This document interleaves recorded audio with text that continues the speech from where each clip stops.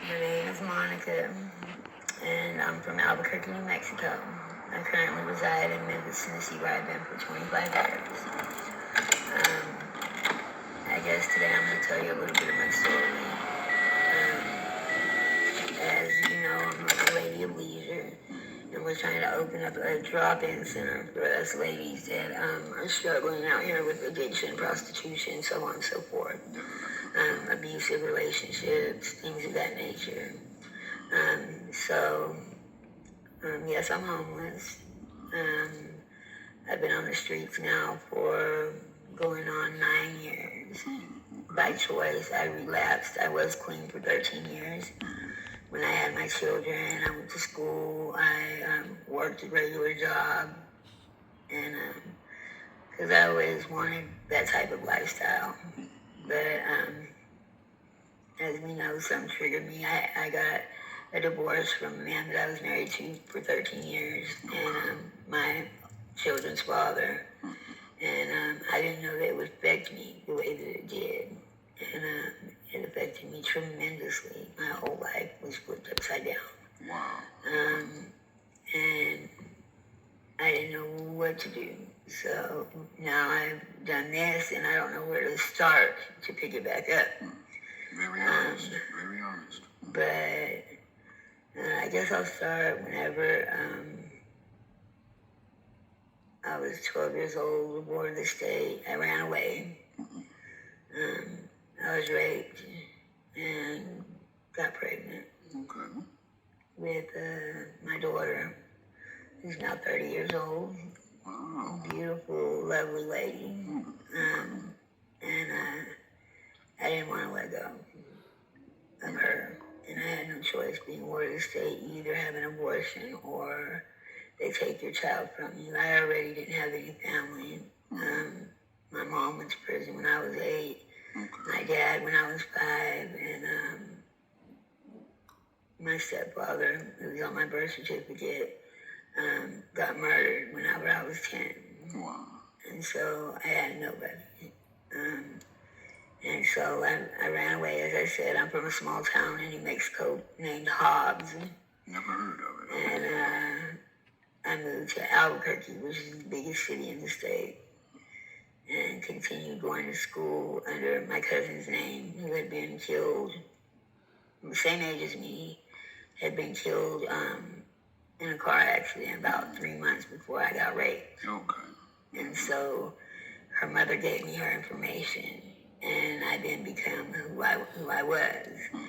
I had my child under her name. I went back to school under her name, which I graduated high school in 98 when I was 16. Okay, wow. Because I went to alternative school where you could bring your child to school with you. They had a daycare there. And move at your own pace. You do everything on the computer and you move at your own pace.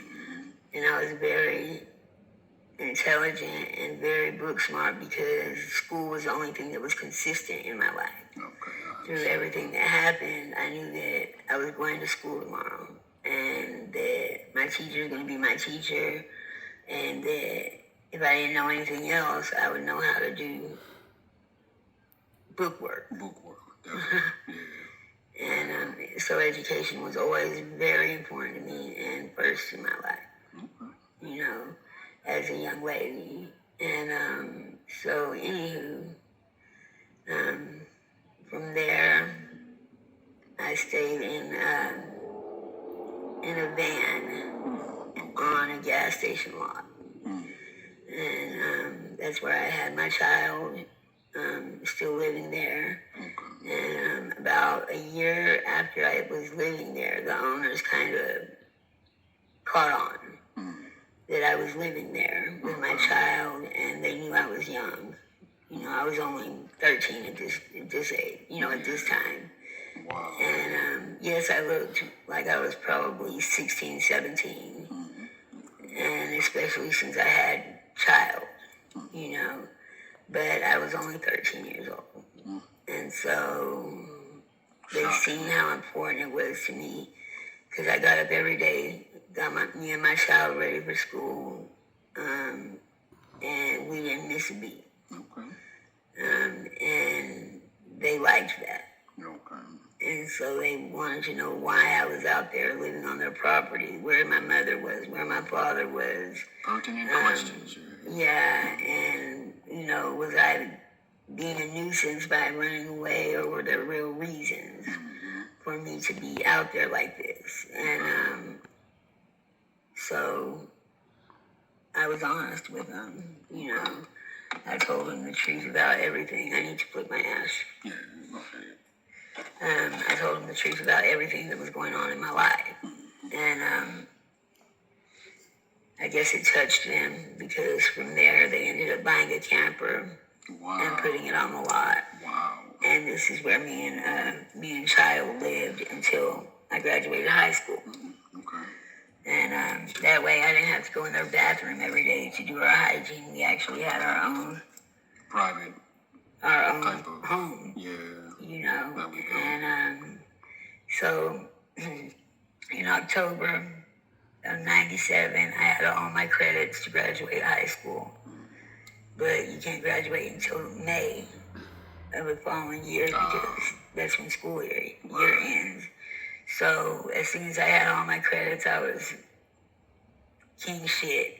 And out of there. I called my social worker immediately. Now, this is a bitch who was trying to make me either kill my child or give her up for adoption, because every day, she told me every day I woke up that when I looked at my child, that I would hate my child, because it would take me back to what happened to me and shit.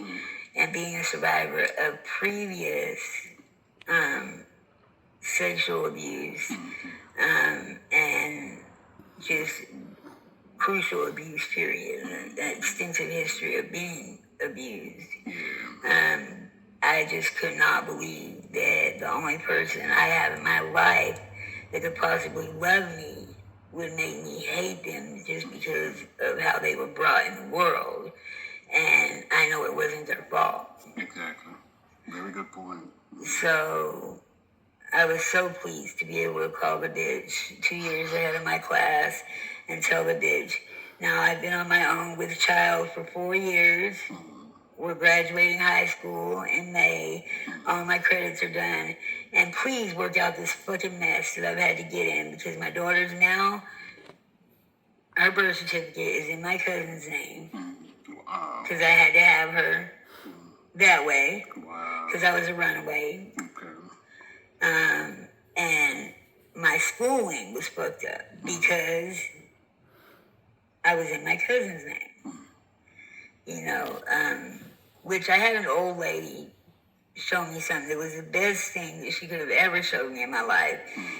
I told her what was going on with me when I first moved to Albuquerque, and I was so upset because I didn't think I was going to be able to go back to school, and I just could not see myself being a teenage mother dropout, and I loved school so much. Okay. So she said, well, baby, you have this information of your cousin. She said, I'm going to write you a letter. I was already at the age where you pretty much go pick up your schedule. You don't have to have mom and dad register you anymore after 7th or 8th grade. I don't remember which it was that I was in. I believe I was going to 8th grade. Okay. And so you don't have to have mom and dad go to junior high and register you. You just pick up your schedule. So I went in myself. She wrote me a letter stating that she was my mother and that she was disabled. Okay. That she couldn't get out of bed. So that she has to correspond with them through letters and phone calls. So if they have any questions, they're more than welcome to call her. Okay. And gave them her number. And I was able to finish school. That is slick. That way. That is slick. And I love that lady. I love that lady to this day for that advice and that knowledge that she gave me. And her willingness to stand up and lie to these people to get them to let me finish school, Right.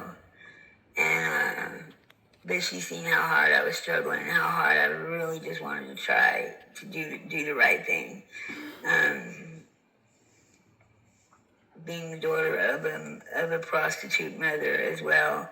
My mother, one thing that I've always seen her selling herself. She always had different men, and she sold me as a child as well. Great. But That's great. the advice that she told me when I was really young is just be real nice to the guys, and they'll do anything you ask them to. Okay.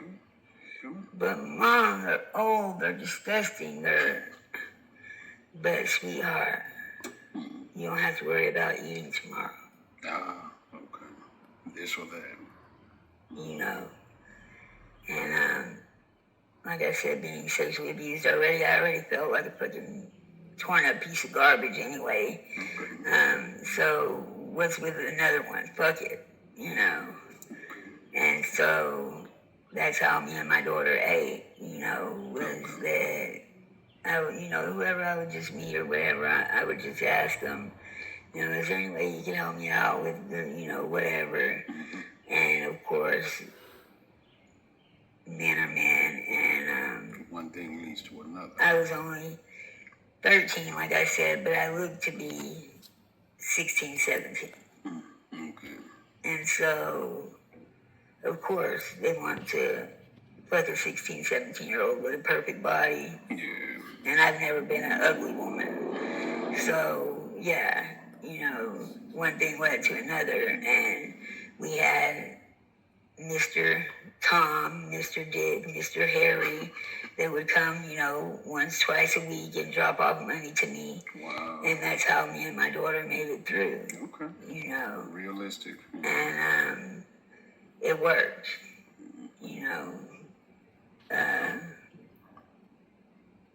Whenever I was almost 17 is when I was almost 17. It was in 98. So yeah, I was almost 17. I was class of 98. Wow. Okay. So in September of that year, I had met a guy who swore to me that hoeing was just wonderful out here in Memphis. Me and my daughter would be the limelight. We wouldn't have to worry about nothing anymore. And you can say his name if you want to. And, this, that, and the other. And, he's still a very dear friend of mine. But it was bullshit whenever the situation occurred. So, of course, I'm ready to go. I don't have anything to lose, My life's fucked up. I have nothing to lose. So, we come to Memphis. Within a week of being here, I had gotten a rental car to get us here. Okay. The people I came with stole all the money, the rental car, all of our clothes, wow, everything. We wake up at checkout time on American Way in Lamar, and we don't even have a pair of clothes to put on. Tough situation. And me and my daughter are now walking Lamar, which is back then was one of the biggest hoe tracks I think in the world. I swear. You couldn't walk 5 feet without having 10 pimps behind you saying, bitch, if you look up and they're taking you under pimp arrest, this, that, and the other. Yeah. And keep in mind, I'm still with child at this point. So I didn't know anyone here yet. So my daughter didn't have to be out there with me. No, we were out there. Right. And so I even got caught up where a pimp picked me up like he was a date, raped me. He paid me, did the date, took the money back, which to me is rape. Agreed. And told me to get the fuck out of the car, me and my daughter. It's 1 a.m. We're on Brooks Road. That's another rough spot, Brooks Road. And so eventually I met another prostitute who was an older woman. And she introduced me to another pimp. Okay. Well, the first pimp I ever knew, because where I was from, we didn't have pimps. We had, if you want to give your money to somebody, you can, but I was never into that because we didn't have to have a pimp where I'm from. Right. But I realized really quick in Memphis, Tennessee at that time, you better have something. Something. And I met a guy named Kenny Mack. Okay. She took me to him. And he ended up being one of the best things that ever happened to me. Okay. He was crazy about me. And he had 10 white girls, me, and one black girl. Okay. And we had the back of the hotel where we were staying at. Every room belonged to us. Wow. And so we didn't have to do anything but stand in our doorways. That was it. And it was like a drive-through. And make money all day, all night. Not bad.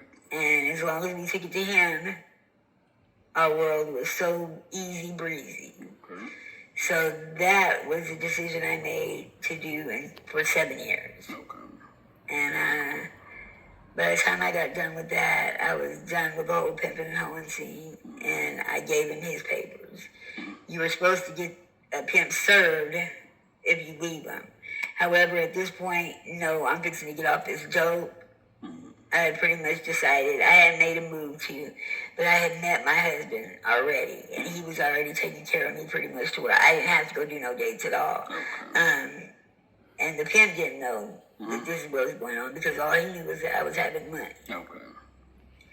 But the guy, my husband, was taking my stuff, washing my clothes, taking care of all the things that were special to me. Okay.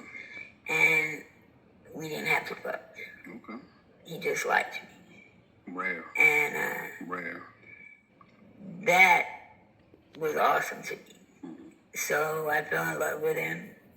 The very first time we made love, we got pregnant. Yes. Wow. And a week after I got pregnant, I got off of heroin and crack cocaine on my own. Okay. Kicked cold turkey. That's tough. And 9 months later, had my next daughter. And once again, beautiful woman. Wonderful child. My children have grown up to be wonderful people. Okay. Glad to hear it. And I did it. I was clean for 13 years, so I built their character. Everything was right, Whenever I did relapse, their father stepped in and took over. Glad to hear it. He had been locked up for 6 years, so he needed that time with him anyway. Okay.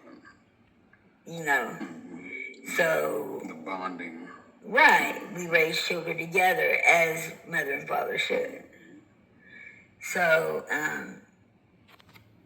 from the time I got off dope at that time, for 13 whole years, I had 2 more boys. I had all my children with me at home. I worked 2 and 3 jobs sometimes to make ends meet. Wow. And it was all worth it. My only rule to my kids was bring me straight A's, as you'll understand from what I told you earlier about me in school. In education. I don't give a damn if you come home and tear the house down. I'm not going to say shit. I'm going to clean it up and keep it moving, as long as you bring me straight A's. Okay. Admit that. I don't give a damn what they did. Right. As long as they brought me straight A's. Because then I got a foothold in everything else that goes on. If you get in a fight at school and they call me, you're suspended, which I went through with my oldest son, shit. Okay, can I get his homework? We're going to have ice cream. Because this boy is academically inclined. Right. And don't want to stop that. what does the other child's academics look like? Okay, you have a great day. And gone with the mood. I never had any issues out of the school people. I don't give a damn what my children did. Because I had 4 straight A students. Man, you were doing something right on that. Yeah. And so, all the way, even when I relapsed, they went to stay with Dad all the way to graduation. My children kept that with them. And they knew when I was going to pop up was going to be report card days. After I, ended up going back to the streets, relapsing and stuff, I'm popping up on report card and progress report days. They know this. They know. I don't give a damn what I got going, where I am in this addiction. You will see me on that day. don't disappoint me. Okay. And they didn't. Okay. So, anywho, like I said, 9 years later, I still haven't figured out where to pick up the pieces for me. And they're all grown now. Okay. This year, the last one turned 18. Okay. They're all in college or getting to go to, starting to get things ready to go to college, and doing their thing. And I'm very pleased. I could say focus on yourself. If you need a new goal to work on. That is what my daughter told me. Now that they have moved on and they're starting to have their own lives, focus on yourself. That's your new goal, That's what my daughter told me. She said, Mama, we're not mad at you about going, leaving when you did. One thing about it, I was always honest with my kids, about why we don't have family. They only have their dad's family. I don't have anybody. And I always was honest with them. I was honest with them about my addictions. I let them know they saved my life. Okay. And so they understood a lot about where I was coming from when I did relapse, because I tried to make sure of that. Okay. What they didn't understand was how long I would be gone sometimes without showing up and stuff. And honestly, was because I was disappointed in self. Oh, okay. I was ashamed of self because I didn't want to ever put my kids through that because of the things I went through with my mother. But I did the best I could do with everything I had in me. That's right. And once I think I forgive myself for that, I might be able to get it back together again. And you brought up a good point. So you don't forgive yourself as a writer? Absolutely not. Okay. I carry that with me every day. Okay. I feel like I could have done better. I know that I did the best I could, but I could have pushed myself a little harder. I could have done this. I could have done that. I could have just done different. So I carry that with me all the time. Okay. But anyway, out here on the streets is pretty tough. We've had a lot of the girls that have died this year or have been Absolutely. been killed or whatnot. How have you been dealing with that or avoiding that? My best friend died this year, Sky. And that was a tough one. She OD'd, trying to get off dope. Man. Just did a shot. After being clean for a couple months, I just want a shot. And that was the one. And this dope out here is no longer even just fentanyl. It's trank. Trank, that's right. And this trank is killing us left and right. Makes it tough for the Narcan too. The Narcan don't even work on it. Exactly, that's why I was going. I OD'd about a month ago, and I had to be Narcan 16 times. Whew, holy moly. I'm glad you're still here with us. Yeah. It's like a record or something. I was dead for a whole hour. Dead.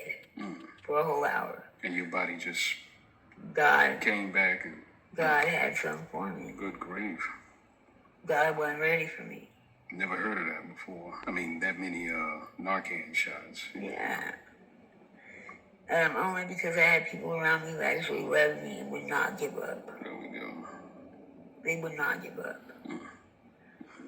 Every time they would bring me back, they said I would just turn blue and shut back down. Shut back down. Wow.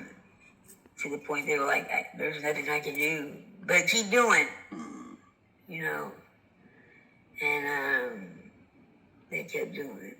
And I finally came back. Okay. Glad to hear it. And, So when Thank you, Angie and Pat Rat and Frank. That's I right. love you guys. Call their names out. That's right. That's right. I love you guys. So the violent or murderous, what do you want to call them, tricks or whatever, you just bounce to another area in order to avoid it, or I end up with stalkers. stalkers? Okay. Because I don't really sell a lot of pussy per se. Okay. I sell a lot of companionship. Companionship. And with that comes feelings from the other guys, from the guys. And I'm not trying to settle down and be anyone's girlfriend or nothing, but I'm a really good friend. Okay. And so, in order to keep from getting killed, I guess you could say, I have to move around and disappear from folks' life for a little while. So they will become unattached. Unattached to me. Yes. And put up a wall, I guess, around them from me. Okay. So that I don't have to worry about their feelings becoming so intense that they get that type of emotion if they see me with another man or they, you name it. I've been through it with this. But it's a lot better to me to sell a companionship than to sell my body. Okay. I have PTSD from sexual abuse and whatnot because it's been so intense, and I get flashbacks, nightmares, so on and so forth. I can imagine. Just by sense, something will remind me, and I won't even know it, and I'll go into a flashback. Wow. And I'm completely detached from where I am right now in reality, and go back to being that 5-year-old child, that 3-year-old child, and it goes as far as to where I'm in that scene again. And is it okay for me to mention what had to happen medically, or do you just want to skip over that? Or I'm not going to go into that right now. Okay, that's fine. But every woman's out here for a reason. Every woman who's out here and able to put themselves in these situations is out here for a reason. I don't care what their background is. I don't care how good they say their parents are. Because you have money, don't make you good. Because you have anything like that going, your daughter is out here doing this. She's doing this for a reason. You went wrong somewhere. And it's really sad. It's sad that a lot of the women don't get a chance to get themselves together. Either because there's no resources available when they make their minds up to do so, or they end up dead before they get a chance. Good point. But I really believe that the drop-in center would be a great avenue for us. Because we need that. We need somewhere we can go and be able to get resources, be able to, get clothing when we don't have clothing, shower. Be able to receive mail, use a cell phone. Exactly. Things like that. Things of that nature. Be able to charge a phone. Right, a good cooked meal. All of that is very important. In getting us back into reality and getting us back into society. Because when you're out here like this, you're completely detached from reality and society. Absolutely. Before you know it, you're 5 years into this shit, and you haven't seen a picture of cooking for anybody, or being able to sit up and watch Netflix, or anything, or somebody any of that. You, or asking you for something, or trying to attack you. Any of that. To just sit in a room and watch TV and just be normal. It's completely unheard of when you're out here. And in order for us to get back into being a normal, functioning person in society, we've got to have outlets of this nature. Absolutely agree. And a lot of us refuse to go to rehab because of like me, I know they're going to make me deal with my childhood and my underlying issues. And I'm not going to pick out those shoe boxes in the back of my closet that I've thrown to the back and start trying to sort through and match these shoes that I know are going to send me on a complete spiral back downhill. Whereas you think you're trying to help me, these things cannot, I would not even begin. My emotions just go absolutely fucking insane when I start dealing and talking with my childhood. Okay. And I don't give a fuck what type of fucking zombie medication they put me on. It is not working for me. And eventually the medication has to wear off, and then what happens? Exactly. Right. And that's a problem. So these resources are resources that we need. However, I'm done with my interview today. And I'll get back with you guys. All right. We have had the pleasure of finally interviewing her. And this is Maniac Mo. We ask that you like, share, subscribe, and comment on the video. And we are gone. Bye-bye.